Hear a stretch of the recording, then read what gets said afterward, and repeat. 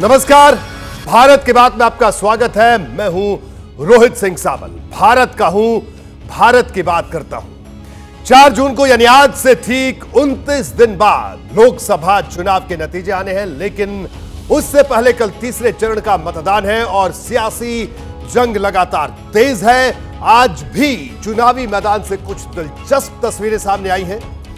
उत्तर पूर्वी दिल्ली से कांग्रेस के प्रत्याशी कन्हैया कुमार ने आज नामांकन दाखिल किया, लेकिन नामांकन से पहले उनकी कुछ ऐसी तस्वीरें सामने आई जो चर्चा का विषय बनी है। कन्हैया कुमार हर धर्म के गुरुओं से मिले और विधि विधान से हवन पूजन भी किया। कुछ इसी तरह की तस्वीरें कन्नौज से भी आई, जहां प्रचार अभियान शुरू करने से पहले अखिलेश यादव ने प्रसिद्ध गौरी शंकर मंदिर में रुद्राभिषेक किया। अखिलेश यादव ने यहां जीत की मन्नत भी मांगी। साथ ही भारत की बात में बात करेंगे सीएम योगी आदित्यनाथ के उस बयान की जिसमें उन्होंने वोटरों से पाप से बचने की अपील की। आखिर क्या है बीजेपी का ये नया ट्रम्प कार्ड, इसकी पूरी स्टोरी भी मैं आपको दिखाऊंगा। लेकिन सबसे पहले बात वोट से पहले नोट युद्ध की। आज झारखंड से फिर करोड़ों का कैश बरामद होने की तस्वीरें आई। इसने देश के सियासी माहौल को गरमा दिया। दरअसल ईडी ने झारखंड में कई जगहों पर छापेमारी की। इसी छापेमारी में एक मंत्री के निजी सचिव के नौकर के घर से करोड़ों रुपए बरामद हुए। ये नोट कांड सामने आने के बाद बीजेपी का हर नेता कांग्रेस और इंडिया गठबंधन को घेर रहा है। देखिए ये खास रिपोर्ट।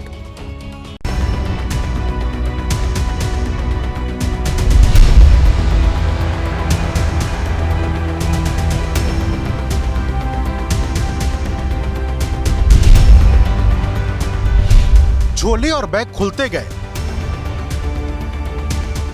नोटों की गड्डियां बाहर आती गई और देखते ही देखते झारखंड की राजधानी रांची में एक सरकारी मुलाजिम के नौकर के डबल बेड पर पैसों का पहाड़ खड़ा हो गया।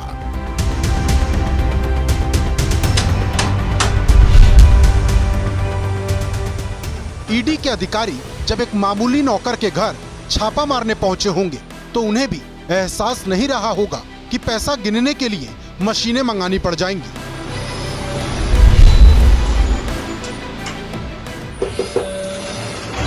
इस नौकर के घर से सिर्फ पैसा ही नहीं मिला, सोने के गहने भी मिले हैं, महंगी घड़ियां भी मिली हैं। छापा भी पड़ा, भारी भरकम कैश भी बरामद हुआ, लेकिन बीजेपी के निशाने पर कांग्रेस और झारखंड की सरकार आ गई। वजह यह है कि जिस कमरे से ये सब बरामद हुआ वो झारखंड सरकार में मंत्री आलमगीर आलम के निजी सचिव के घरेलू नौकर का है। प्रधानमंत्री मोदी ओडिशा में थे और वहीं से इंडिया गठबंधन पर हमला बोला। अभी घर जाओगे तो टीवी पे देखना, आज यहाँ पड़ोस में झारखंड में नोटों के पहाड़ मिल रहे हैं, नोटों के पहाड़। एक पाई भी किसको खाने नहीं दूंगा और जो खाएगा वो जेल जाकर के खाना खाएगा। छापा ईडी ने मारा, नोटों की गिनती ईडी कर रही थी और सामने आई बीजेपी, जिसने बताया कि अब तक 30 करोड़ रुपए से ज्यादा बरामद हुए हैं और गिनती अभी जारी है। बीजेपी का जो नेता जहां खड़ा था वहीं से मुद्दे को उछाल दिया। अमित शाह ने पश्चिम बंगाल से ममता बनर्जी और इंडिया गठबंधन दोनों पर हमला बोला। जो इंडी अलायंस वाले इकट्ठा हुए हैं, इन्होंने 12 लाख करोड़ के घपले घोटाले और भ्रष्टाचार किया है। बंगाल के दीदी के मंत्रियों के घर से 50 करोड़ रुपया कैश मिलती है। झारखंड में एक मंत्री के घर से 30 करोड़ रुपया जब्त हुआ है। ये पहली बार नहीं है जब ईडी की कार्रवाई में इतना पैसा बरामद हुआ। इससे पहले झारखंड से ही कांग्रेस के राज्यसभा सांसद धीरज साहू के घर से करोड़ों का खजाना मिला था। नोटों के बंडल एक बार फिर सामने आए तो दिल्ली तक सियासत लहराने लगी। ईडी के सर्वे में दिख रहा है कि संपत्ति का बंटवारा किस ढंग से हो रहा है। निजी सचिव के नौकर के यहाँ करोड़ों मिल रहे हैं, मंत्री के निजी सचिव के नौकर करोड़पति हो गए साहब। करोड़ों के खेल में बीजेपी ने कांग्रेस का नाम घसीटा तो कांग्रेस इलेक्टोरल बॉन्ड की किताब लेकर सामने आ गई। मोदी ने तो इतना खा लिया कि बदहजमी हो गई, डकार लेकर भी पचा नहीं पा रहे हैं। जो बदहजमी हुई इलेक्टोरल बॉन्ड में, जो चंदा लेकर धंधा दिया, बीफ कंपनी से चंदा लिया, वो पचा नहीं पा रहे हैं। मोदी बात कर रहे हैं ना खाऊंगा ना खाने दूंगा की। छापे के दौरान मंत्री आलमगीर आलम के निजी सचिव संजीव लाल के नौकर के घर से अधिकारियों की ट्रांसफर पोस्टिंग से जुड़े कागज भी बरामद हुए हैं। मंत्री ने सफाई में क्या कहा वो भी सुनिए। संजीव लाल एक सरकारी मुलाजिम है, वो हमारा पीएस है और हम लोग भी जब भी पीएस वीएस सिलेक्शन करते हैं तो अनुभव के आधार पर करते हैं। इसके पहले भी दो मंत्री का पीएस रह चुके थे। अब ईडी का क्या निष्कर्ष आएगा बाद में बताया जाएगा। मंत्री की सफाई अपनी जगह, लेकिन ईडी ने कुछ दिन पहले ही झारखंड सरकार को ग्रामीण विकास मंत्रालय में हो रहे भ्रष्टाचार को लेकर चिट्ठी लिखी थी और कहा था कि सरकार को इस मामले में जांच करनी चाहिए। सूत्र बताते हैं कि अभी तक इस मामले में कोई कार्रवाई नहीं हुई और अब जब छापेमारी में इतना पैसा बरामद हुआ है तो कई लोगों की मुसीबत बढ़ सकती है। देखिए, कांग्रेस नेता कन्हैया कुमार की कुछ तस्वीरें आज सुर्खियों में हैं। ये तस्वीरें उनके नॉमिनेशन से ठीक पहले की हैं। कन्हैया ने आज उत्तर पूर्वी दिल्ली सीट से पर्चा भरा। नामांकन के लिए निकलने से ठीक पहले उन्होंने पूरे विधि विधान से पूजा की। इस दौरान कन्हैया ने हवन और आरती भी की। कन्हैया की ऐसी तस्वीरें पहली बार सार्वजनिक तौर पर सामने आई। सीपीआई से कांग्रेस में आए कन्हैया की माने तो वो सर्वधर्म समभाव में यकीन रखते हैं और उनके लिए संविधान सबसे ऊपर है। तो बीजेपी ने कन्हैया पर तीखा तंज किया है।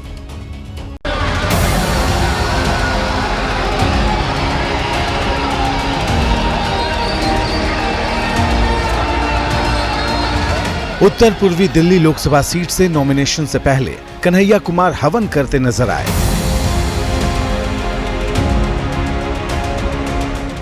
एक पंडित कन्हैया को पूरे विधि विधान के साथ पूजा करा रहे थे और सिर पर पीला गमछा रखे कन्हैया हाथ जोड़े पूजा में तल्लीन दिखे।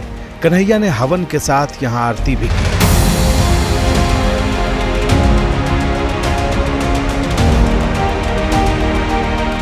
इस पूजा के बाद कुछ और तस्वीरें सामने आईं। इसमें कन्हैया अलग अलग धर्मगुरुओं के साथ दिख रहे थे। हाथ में थी संविधान की प्रस्तावना की तस्वीर। इन तस्वीरों को कन्हैया के सोशल मीडिया अकाउंट से पोस्ट किया गया। पोस्ट में लिखा गया कि यही सर्वधर्म समभाव है और मैं संविधान की रक्षा के लिए जान लगा दूंगा।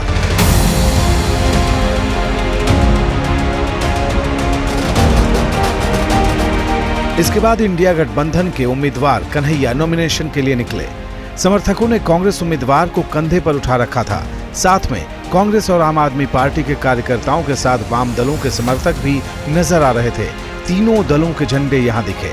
जो मजदूर हैं उनके लिए हम न्यूनतम 400 रोज मजदूरी चाहते हैं, हम शांति चाहते हैं, हम न्याय चाहते हैं और हम प्रगति चाहते हैं। नंदनगरी के डीएम ऑफिस में कन्हैया ने पर्चा भरा। नामांकन के वक्त आम आदमी पार्टी की तरफ से मंत्री गोपाल राय मौजूद रहे। कन्हैया की पूरी कोशिश इस चुनाव को इंडिया गठबंधन के एजेंडे पर ले जाने की है। दिल्ली में पूर्वांचल यानी पूर्वी यूपी और बिहार से आकर बसे वोटरों की बड़ी तादाद है।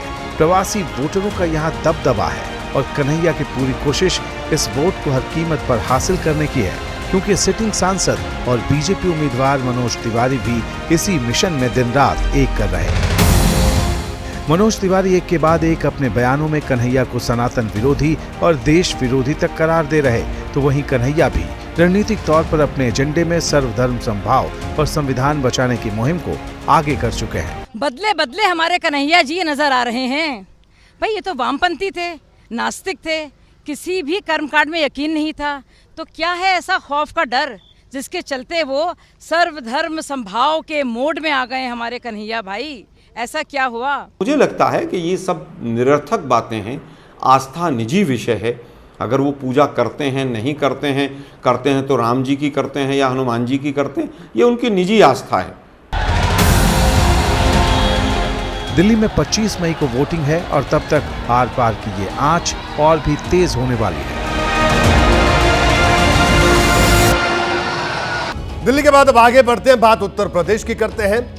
अखिलेश यादव जो तीसरे चरण के मतदान से एक दिन पहले रुद्राभिषेक करते नजर आए। दरअसल अखिलेश यादव कन्नौज लोकसभा सीट से चुनाव लड़ रहे हैं और प्रचार की शुरुआत उन्होंने भगवान शिव के दरबार में हाजिरी लगाकर की। ये तस्वीरें तब सुर्खियां बनी जब बीजेपी अखिलेश यादव पर तुष्टीकरण की राजनीति के आरोप लगा रही है। अखिलेश यादव की शिव भक्ति की तस्वीरें इसलिए भी चर्चा में है क्योंकि एक दिन पहले अयोध्या में पीएम मोदी ने रामलला के दर्शन किए थे। मामला भले ही निजी आस्था का हो, लेकिन मौसम चुनावी है, इसलिए नेताओं के हर कदम को अलग चश्मे से देखा जा रहा है।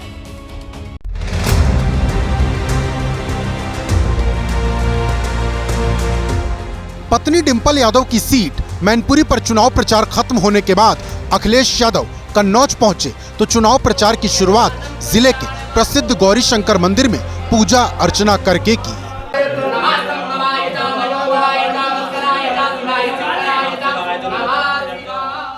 अखिलेश यादव ने पूरे विधि विधान के साथ गौरी शंकर मंदिर में रुद्राभिषेक किया, कलावा बंधवाया और मंत्र जपते दिखे और जैसे ही पूजा समाप्त हुई बीजेपी की हार की भविष्यवाणी कर दी।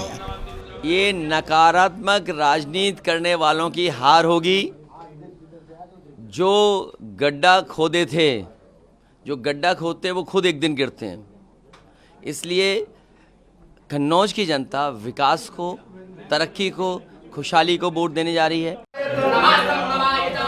ये पहली बार था जब 2024 लोकसभा चुनाव के बीच अखिलेश यादव किसी मंदिर में पहुंचकर रुद्राभिषेक करते दिखाई दिए। बीजेपी तो न जाने कब से इंडिया गठबंधन के नेताओं की ऐसी तस्वीर का इंतजार कर रही थी। पीएम मोदी लगातार रैलियों में ये सवाल पूछ रहे हैं कि राहुल गांधी मंदिर कब जाने वाले हैं। 5 साल पहले कांग्रेस का शाही परिवार चुनाव के समय मंदिर मंदिर घूम रहा था। कांग्रेस के शहजादे ने तो कोट के ऊपर जनेऊ तक पहन लिया था, लेकिन इस बार मंदिर के दर्शन बंद, कोट के बाहर टंगा जनेऊ उतर गया। पिछले लंबे वक्त से बीजेपी ये कोशिश कर रही है कि कांग्रेस को इस चुनाव में भी धर्म की पिच पर लाया जाए।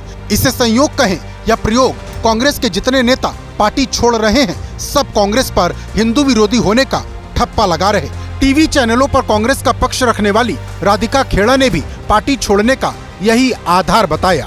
वो पार्टी जिसकी शुरुआत हर सभा की रघुपति राघव राजा राम से होती थी, मैं कभी जीवन में नहीं सोच सकती थी कि वो राम जी की इतनी दुश्मन निकलेगी। सिर्फ राधिका खेड़ा ही नहीं, कांग्रेस के कई नेता यही बात कहते हुए पार्टी छोड़ चुके हैं और बीजेपी ऐसे नेताओं के बयान को चुनावी मंच से सियासी हथियार बना रही है। देश के अंदर एक तरफ भगवान श्री विष्णु के ही अवतार मर्यादा पुरुषोत्तम भगवान श्री राम के भक्त हैं और दूसरी तरफ रामद्रोही हैं। आज आपने देखा होगा कांग्रेस ने अपने एक प्रवक्ता के खिलाफ इसलिए कार्रवाई कर दी क्योंकि उनकी प्रवक्ता अयोध्या में रामलला का दर्शन करने के लिए गई थी। अब आप सोचो, इन कांग्रेसियों की मति मारी गई है, भगवान का विरोध कर रहे हैं। उधर कांग्रेस का कहना है कि पार्टी छोड़ने वाले नेता बीजेपी की लिखी हुई स्क्रिप्ट पढ़ रहे और दलील ये कि दीपेंद्र हुड्डा से लेकर चरणजीत सिंह चन्नी और मंडी के विक्रमादित्य सिंह से लेकर अजय राय जितने भी नेता राम मंदिर में दर्शन करने गए, उन्हें ना तो किसी ने रोका ना किसी ने टोका, उल्टा इन नेताओं को लोकसभा का टिकट दिया गया। अयोध्या जाने वालों में से सबसे पहले लोगों में से मैं थी।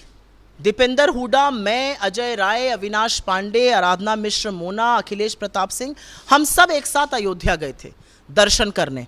हमें तो किसी ने नहीं रोका टोका। तो ये कौन सी घिसी पिटी स्क्रिप्ट है? ये स्क्रिप्ट भी अब बोरिंग हो गई है। जो उधर से लिख के आती है स्क्रिप्ट राइटिंग तो थोड़ी रोचक बनाइए। वही स्क्रिप्ट जो पहले वाले पढ़ गए उस स्क्रिप्ट को पढ़ना मुझे तो लगता है थोड़ा बोरिंग हो गया, नहीं? अयोध्या में राम मंदिर के निर्माण के बाद पहली बार लोकसभा चुनाव हो रहा। बीजेपी के नेता अपनी हर रैली में राम मंदिर का जिक्र कर रहे। अब सवाल यह है कि राम मंदिर के आधार पर बीजेपी को कितना सियासी फायदा मिलेगा।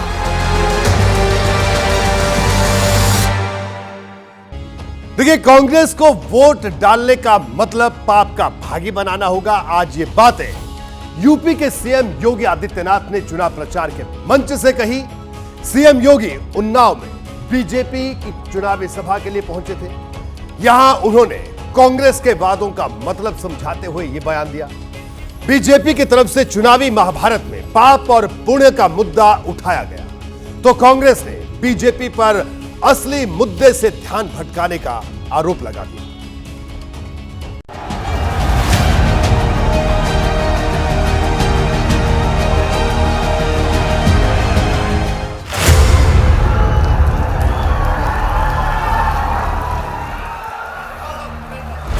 चुनावी मैदान में अब चौथे से सातवें चरण के प्रचार का युद्ध बाकी है और इसे जीतने के लिए चले जा रहे हैं आखिरी दांव। जय जय श्री राम। जरा उत्तर प्रदेश के मुख्यमंत्री योगी आदित्यनाथ का ये बयान सुनिए। कुछ लोग ऐसे हैं जो हिंदुओं को चिढ़ाने के लिए गौ हत्या करते हैं, गौ मांस का भक्षण करते हैं। क्या कांग्रेस गौ मांस को भक्षण करने की छूट देगी क्या? और अपना वोट देके पाप करेंगे क्या? क्या इस पाप में भागीदार बनेंगे? तो समझाइए घर घर जाकर के। उन्नाव में चुनावी प्रचार के मंच से दिया गया मुख्यमंत्री योगी आदित्यनाथ का ये वो बयान है जिसे बड़ा कार्ड माना जा रहा है। चुनावी मैदान में वोटरों को पाप की परिभाषा समझाते हुए यूपी के सीएम योगी आदित्यनाथ ने जो कुछ कहा उसमें वोटरों के नाम खास संदेश भी छिपा है। उन्नाव में यूपी के सीएम ने वोटरों को पाप और पुण्य के बीच का फर्क समझाया तो हरदोई में श्मशान और कब्रिस्तान के मुद्दे पर विरोधियों को सावधान किया। दिन चले गए जब लोग भेदभाव करते थे कि कब्रिस्तान के लिए पैसा आएगा, शमशान घाट के लिए नहीं आएगा, और भेद दूर। 4 ही जिले में जब बिजली आएगी शेष जिले बिजली से वंचित होंगे, ऐसा नहीं होगा। बिजली मिलेगी तो सभी 75 जनपदों को मिलेगी। सीएम योगी यूपी की प्रचार भूमि में विरोधियों पर तीखे तीर बरसा रहे थे तो राहुल गांधी मध्य प्रदेश के खरगोन में इंडिया गठबंधन की तरफ से हिसाब बराबर करने में जुटे थे।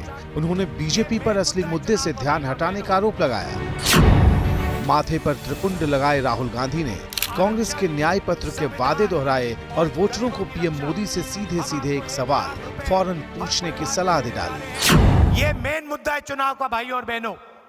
आरक्षण, संविधान और गरीबों की रक्षा। हम आपको 1 लाख रुपए हर परिवार को देने जा रहे हैं, युवाओं को 1 लाख रुपए देने जा रहे हैं, किसानों का कर्जा माफ करने जा रहे हैं, मनरेगा को 400 रुपए करने जा रहे हैं। मोदी जी से आप पूछिए क्या करोगे आप? सियासी दल अपने नफा नुकसान के हिसाब से चुनावी मुद्दे तय करते हैं और वोटर अपने हिसाब से इन मुद्दों को कबूल करने या खारिज करने की ताकत रखते हैं। इसलिए 4 जून को ये पता चलेगा कि किन दलों के मुद्दे में था दम और कौन थे बेदम। भारत माता की, भारत माता की। और अब बात मायावती के यादव फॉर्मूले की। आज सुबह से पूर्वांचल के जौनपुर लोकसभा सीट सुर्खियों में है। इसकी वजह है बीएसपी के प्रत्याशी का बदला जाना। मायावती ने पहले इस सीट से पूर्व सांसद धनंजय सिंह की पत्नी श्रीकला को टिकट दिया था, लेकिन आधी रात को उनकी जगह मौजूदा सांसद श्याम सिंह यादव को प्रत्याशी बना दिया गया। यह सब ऐसे वक्त में हुआ जब कल तक धनंजय सिंह की पत्नी चुनाव प्रचार में व्यस्त थी।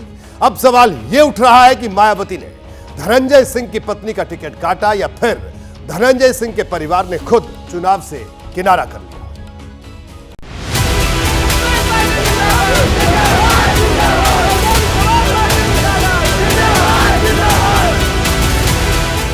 पांच मई की शाम तक धनंजय सिंह की पत्नी और बीएसपी प्रत्याशी श्रीकला जौनपुर की गलियों में घूम घूम कर प्रचार कर रही थी।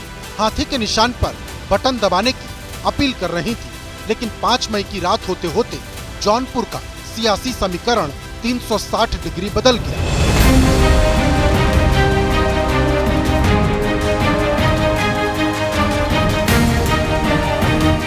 सुबह खबर आई कि आधी रात को मायावती की तरफ से जौनपुर के मौजूदा सांसद श्याम सिंह यादव को फोन किया गया और कहा गया कि उन्हें ही जौनपुर से दोबारा चुनाव लड़ना है।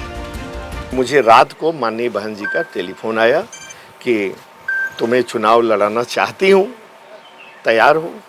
हमने कहा अगर आपका आदेश है तो मैं एकदम तैयार हूँ। किसी और सीट की बात होती तो बात आसानी से खत्म हो जाती। चूंकि मामला जौनपुर का है तो पूरे पूर्वांचल में इसकी चर्चा है। अब कुछ सवाल है, क्या आखिरी वक्त में मायावती ने अपनी तरफ से पहल करते हुए जौनपुर का प्रत्याशी बदला या फिर धनंजय सिंह के परिवार ने ही चुनाव लड़ने से किनारा कर लिया? ये दोनों ही सवाल बहुत अहम हैं, क्योंकि जौनपुर वो लोकसभा सीट है जहां धनंजय सिंह की पत्नी के चुनाव लड़ने से बीजेपी को भारी नुकसान की संभावना थी। 2014 में जब एसपी बीएसपी अलग अलग लड़ी थी तब ये सीट बीजेपी जीती थी और निर्दलीय लड़ने वाले धनंजय सिंह को 64,000 वोट मिले थे। लेकिन 2019 में एसपी बीएसपी एक हुए और बीजेपी ये सीट हार गई।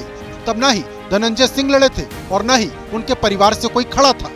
जौनपुर में 2 लाख के करीब क्षत्रिय वोटर हैं। ऐसे में अगर धनंजय सिंह की पत्नी बीएसपी के सिंबल पर चुनाव लड़ती तो न सिर्फ बीजेपी पर बड़ा असर पैदा करती बल्कि मजबूत दावेदार भी मानी जा रही थी। और बीजेपी ने जिस कृपा शंकर सिंह को प्रत्याशी बनाया है वो भी क्षत्रिय समाज से संबंध रखते हैं। यानी धनंजय सिंह के चुनाव में दखल देने से क्षत्रिय वोटों में बंटवारा हो सकता था, जिसका सीधा फायदा समाजवादी पार्टी के प्रत्याशी बाबू सिंह कुशवाहा के पक्ष में जाता। आहत हैं हमारी पत्नी।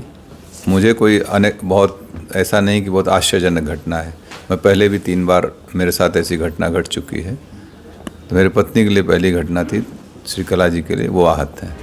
धनंजय सिंह शुरुआत से ही चुनाव लड़ने की तैयारी में जुटे थे। बीच में वो जेल चले गए तो पत्नी श्रीकला सिंह को बीएसपी ने टिकट दिया और अब टिकट बदले जाने के बाद धनंजय सिंह इशारों में बीएसपी पर निशाना साध रहे। वहीं अखिलेश यादव ने कहा कि बीएसपी पर्दे के पीछे से बीजेपी का साथ दे रही। मैं अपने बहुजन समाज के लोगों से कहूंगा, बहुजन समाज पार्टी को वोट देने का मतलब है अपना वोट खराब करना। वो बीजेपी का साथ दे रहे हैं, चाहे सामने से चाहे पीछे से। बीएसपी को लेकर लोगों में कई तरह के सवाल हैं। मैदानी इलाकों में लू के थपेड़ों के बीच चुनावी आर पार चरम पर है तो पहाड़ पर भी माहौल ठंडा नहीं है। मौसम भले ही सर्द हो लेकिन चुनाव का पारा यहां भी चढ़ा हुआ है। हिमाचल प्रदेश के मंडी में आज बीजेपी उम्मीदवार कंगना रनौत ने वोटरों से कांग्रेस को सबक सिखाने की अपील की। जवाब में कांग्रेस प्रत्याशी विक्रमादित्य सिंह ने कंगना की समझ पर सवाल खड़े कर दिए हैं। सभा की जो प्रत्याशी हैं कंगना रनौत जी, किंतु भारी बहुमत से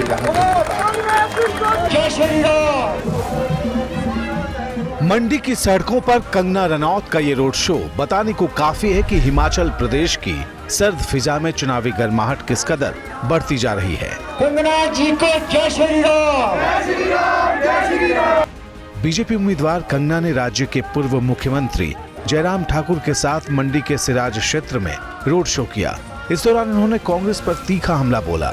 यह ऐसा हमला था जिसमें बदले की अपील थी, महिलाओं के अपमान का बदला वोट से लेने की अपील।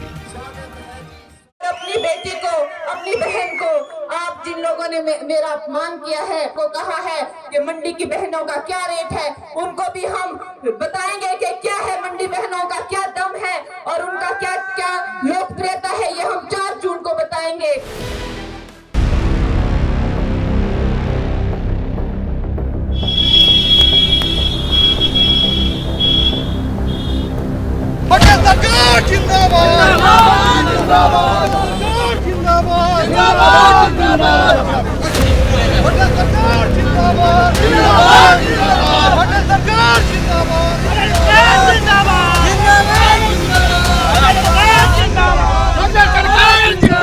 इस वक्त तस्वीरें देख रहे हैं आप अनंत सिंह की, जो जेल से बाहर निकले हैं पेरोल पर 15 दिनों के लिए, और समर्थकों का हुजूम आप देख सकते हैं। जैसे जैसे अनंत सिंह अपने पैतृक घर की तरफ बढ़ रहे हैं वैसी तस्वीरें उन समर्थकों की जिनके दम पर इस बार अनंत सिंह हुंकार भरने वाले हैं अप्रत्यक्ष रूप से। जब आप वोट अपील करने जाएंगे, आप कह रहे हैं ना कि ललन सिंह जीतेंगे, आप उनको जिताएंगे, तो कैसे जनता को क्या बोलेंगे? आप कुछ सोच जान रहा है कि ललन सिंह के साथ ही है, ललन सिंह के वोट देंगे। जो हमारा जनता आपको ललन सिंह के देगा वोट। कोई तरीका होगा ना? कोई तरीका नहीं है, वोट दिन वोट दे देगा।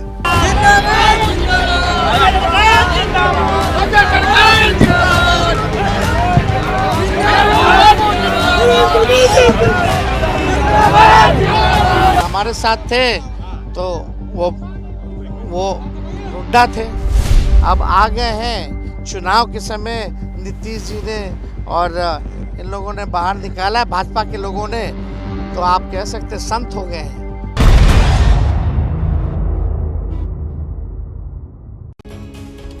तो समझिए कि बिहार की मुंगेर लोकसभा सीट पर वोटिंग से महज 8 दिन पहले बाहुबली अनंत सिंह को जेल से रिहा कर दिया गया। रविवार सुबह अनंत सिंह जेल से बाहर आए और उसके फौरन बाद रोड शो पर निकल गए। सियासी गलियारे में चर्चा है कि अनंत सिंह के बाहर आने के बाद मुंगेर लोकसभा सीट का गणित बदल सकता है और फायदा सीधे सीधे मुंगेर से जेडीयू के उम्मीदवार ललन सिंह को मिलेगा। तो चलिए भारत की बात में आज समझने की कोशिश करते हैं कि छोटे सरकार की 15 दिन की रिहाई कैसे रास नहीं आई और कैसे मोकामा के बाहुबली के आने से मुंगेर सीट पर मच गई है खलबली।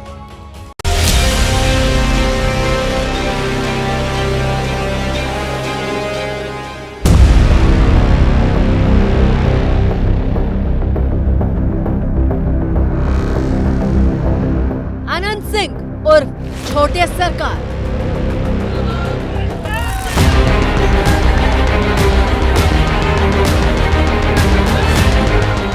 बिहार की राजनीति में ये नाम किसी पहचान का मोहताज नहीं है।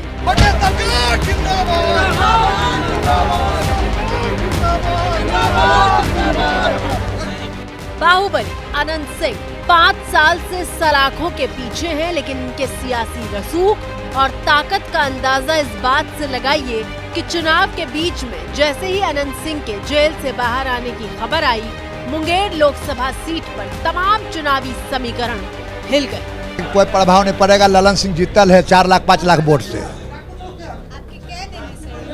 आपके कह देने से जनता बोलेगा। और इलेक्शन तो देखिएगा 10-12 दिन में तो है, और लंबा दिन तो नहीं है।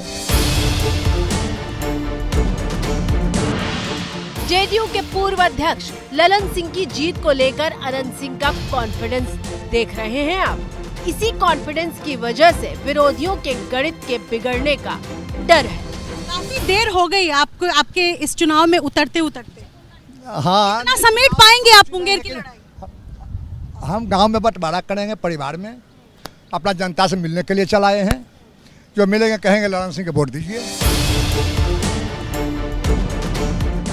दरअसल राज्य सरकार ने अनंत सिंह को अपनी पुश्तैनी जमीन के बंटवारे के लिए 15 दिन की पैरोल पर रिहा करने का निर्देश दिया है, लेकिन रविवार को पटना की बेऊर जेल से करीब 5 साल से बंद अनंत सिंह का काफिला जब सड़क पर निकला तो तस्वीरें किसी राजनेता के भव्य रोड शो से जरा भी कम नहीं थी।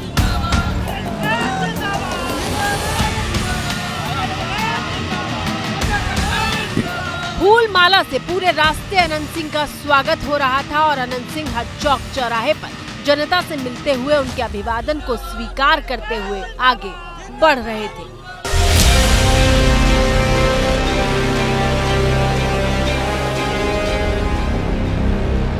मुंगेर लोकसभा सीट पर 13 मई को होने जा रही वोटिंग से ठीक पहले अनंत सिंह जेल से बाहर आए हैं। मुंगेर संसदीय क्षेत्र में अनंत सिंह की सियासी धमक है और इसलिए उनके हर एक्शन को राजनीतिक चश्मे से देखा जा रहा है। तरीका समय सही नहीं है। रिहाई तो किसी को भी हो सकते, पैरोल किसी से भी हो सकते। और जब कल कोई वहाँ थे, कोई खरमास में बिहा करा करके राजनीति करवाते हैं, कोई यदि निकालता है। ये चीजें जब सरकार बची तब क्यों याद आए अनंत? पहले भी याद आना चाहिए कि ललन जी जैसे बड़े नेताओं के लिए सही नहीं। राजनीतिक विरोधी अनंत सिंह को सियासी मकसद के लिए जेल से बाहर निकालने की बात कर रहे हैं, तो चलिए आप समझते हैं कि वो सियासी मकसद आखिर है क्या। अनंत सिंह की पत्नी नीलम देवी मोकामा से विधायक हैं। वो मोकामा जो बिहार की मुंगेर लोकसभा सीट का हिस्सा है। इस मुंगेर लोकसभा सीट से जेडीयू के पूर्व राष्ट्रीय अध्यक्ष ललन सिंह उम्मीदवार हैं और ललन सिंह के सामने बाहुबली अशोक महतो की पत्नी अनीता देवी मैदान में है। पॉलिटिकल कॉरिडोर में इस बात की चर्चा बहुत तेज है कि अनंत सिंह के बाहर आने से ललन सिंह के चुनावी प्रचार और कैंपेन को धार मिल गई है।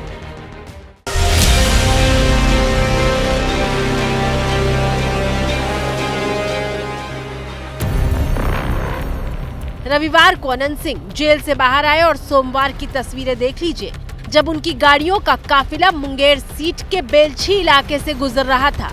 लोग ऐसे अनंत सिंह से मिल रहे थे जैसे उनका नेता आ गया है।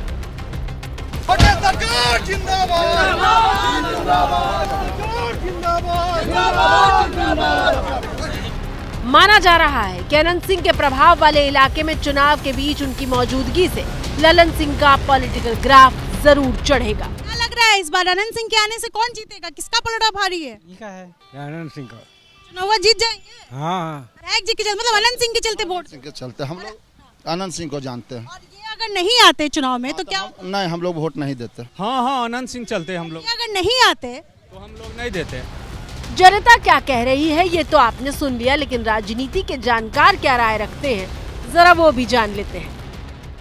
आप देखेंगे कि अनंत सिंह जब जेल गए थे तो उन्होंने खुले तौर पर कहा था कि ललन सिंह उनको फंसवा रहे हैं। उनके घर पर रेड हुई थी और वहाँ पर AK-47 बरामद हुआ था और उसके बाद पूरी बिहार की पुलिस जो है वो अनंत सिंह के खिलाफ लग गई थी, अनंत सिंह को पकड़ने के लिए लग गई थी और बड़ा नाटक हुआ था।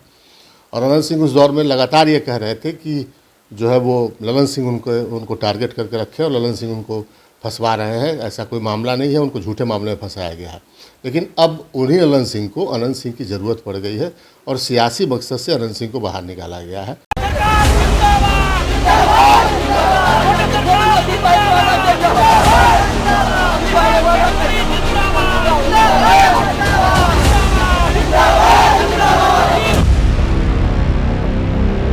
अनंत सिंह की सियासी ताकत का अंदाजा इस बात से ही लगाया जा सकता है कि समय समय पर अनंत सिंह की जरूरत हर राजनीतिक दल को पड़ती रही है।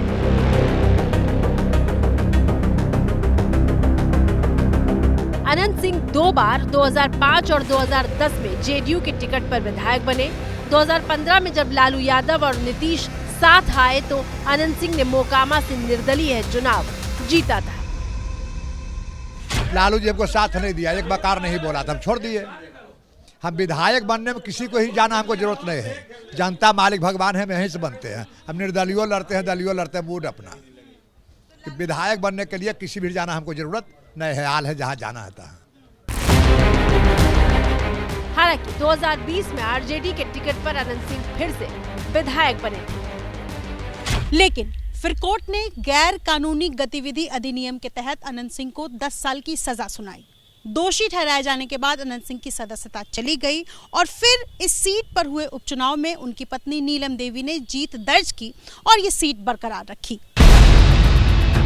लेकिन पिछले दिनों जब RJD और नीतीश कुमार का रिश्ता टूटा और सरकार बनाकर नीतीश ने जब विश्वास मत हासिल किया तो RJD का साथ छोड़कर नीतीश के पाले में आने वालों में नीलम देवी का नाम भी शामिल था। अब वो देखिए MP है, अभी आ गई तो ये सबको मालूम है इनके पति क्या, इनके पति के ऊपर से सबसे हमारा पुराना संबंध बहुत पहले का नहीं जी, हमारे ही साथ था। बीच में इधर उधर जो हुआ अब वो खत्म होके फिर आ गए, अब बड़ी खुशी की बढ़ गए। आप जानते हैं 95 से न साथ थे, बीच में 2 बार इधर उधर जो हम कर दिए, गड़बड़ कर दिए हम तो देख लिए, आई सबको किया तो सब पूरा का पूरा गड़बड़ कर रहा था माल कमाने के चक्कर में, तो हम लोग तो सब जांच कर भैया करेंगे, अब वो चीज कभी नहीं। और इसीलिए अब तेजस्वी पूछ रहे हैं कि अनंत सिंह के सारे दाग कैसे धुल गए। लाभ तो मिलेगा नहीं, लेकिन इसी सोच के साथ लाया गया है। हम लोगों के साथ थे तो आज सुनिए ना, हमारे साथ थे वो गुंडा थे, अब आ गए हैं चुनाव के समय नीतीश जी ने और इन लोगों ने बाहर निकाला है, भाजपा के लोगों ने, तो आप कह सकते संत हो गए हैं। दिलचस्प बात यह है कि साल 2019 में बाहुबली अनंत सिंह की पत्नी नीलम देवी ने कांग्रेस के टिकट पर लोकसभा चुनाव लड़ा था।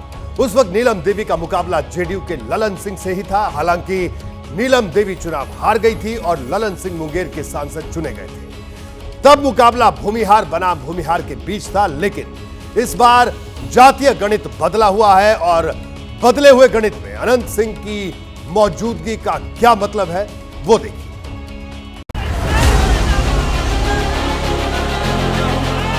कभी सफेद कुर्ते पायजामे में काला चश्मा पहनकर भीड़ के बीच चलता नेता, तो कभी पग्घी पर सड़क पर निकलने वाला बाहुबली।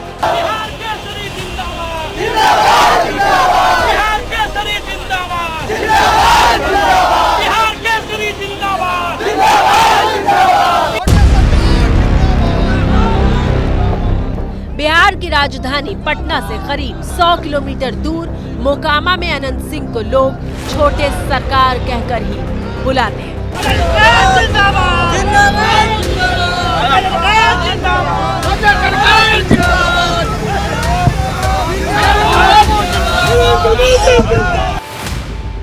अपने इलाके में अनंत सिंह का कद और राजनीति में उनका वजूद कितना ताकतवर है, उसकी गवाह है ये तस्वीर जब अनंत सिंह ने नीतीश कुमार को अपने इलाके में चांदी के सिक्कों से ही तौल दिया था।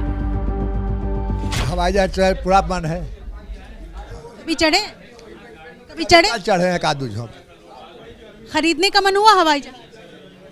कहे अभी खरीदने का मूड नहीं है। हमारा फार्म हाउस है, दिल्ली में घर है, उस सब के हमको सिहाई की जरूरत नहीं है ना, सब कुछ हमारा है। आगे क्या खरीदे? सब कुछ है, कहते रहे कोई चीज कमी हमको नहीं है। हाँ, सांसद बनना भी नहीं चाहते? नहीं। अनंत सिंह की कहानियां अखबार से लेकर टीवी तक की सुर्खियों में रहा करती थी। अनंत सिंह भरी भीड़ के बीच न सिर्फ राजनीतिक मर्यादा लांघते बल्कि कानून की सीमा भी पार कर जाया करते थे, लेकिन कोई उन पर हाथ तक नहीं डालता।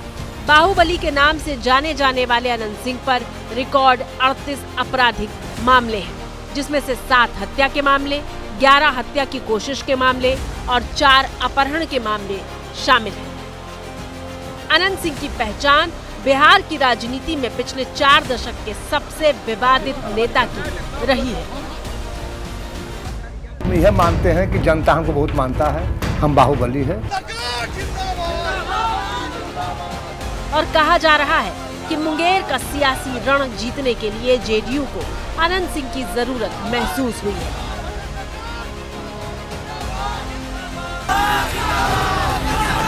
एनडीए उम्मीदवार के तौर पर ललन सिंह मुंगेर के चुनावी मैदान में हुंकार भर रहे हैं, तो दूसरी तरफ लालू यादव ने ललन सिंह के खिलाफ तगड़ी फील्डिंग सजाई है। लालू यादव ने ललन सिंह के खिलाफ बाहुबली अशोक महतो की पत्नी अनीता को टिकट दिया है।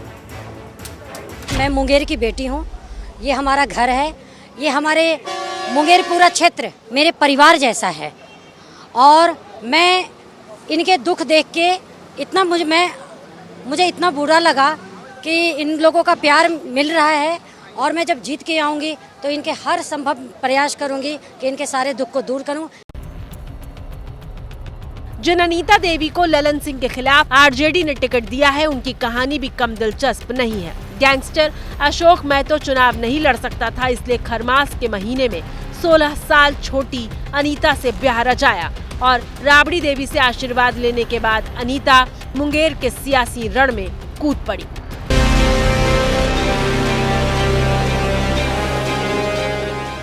सत्रह साल जेल में रहने के बाद कुर्मी जाति के अशोक महतो को पिछले साल जेल से रिहा किया गया था। जब राबड़ी देवी बिहार की सीएम हुआ करती थी, तब उनके जमाने में मध्य बिहार में अशोक महतो आतंक और दहशत का दूसरा नाम था। लेकिन 24 के चुनाव में जातीय राजनीति का जिन्न निकालकर लालू यादव अशोक महतो के जरिए ललन सिंह को मात देना चाहते हैं। मतलब ये कि ललन सिंह के पीछे बाहुबली अनंत सिंह खड़े हैं और अनीता के पीछे बाहुबली अशोक महतो है और अब मुकाबला जाति से आगे बढ़कर बाहुबली बनाम बाहुबली का हो गया है। 5 साल बाद जेडीयू के ललन सिंह और उनके खिलाफ लड़ने वाली नीलम देवी दोनों एक ही पाले में हैं। अनंत सिंह भी चुनाव तक पैरोल से बाहर ही रहेंगे, यानी 13 मई को मुंगेर का चुनाव बेहद दिलचस्प होने वाला है। तो भारत की बात में आज इतना ही, मुझे दीजिए इजाजत, नमस्कार।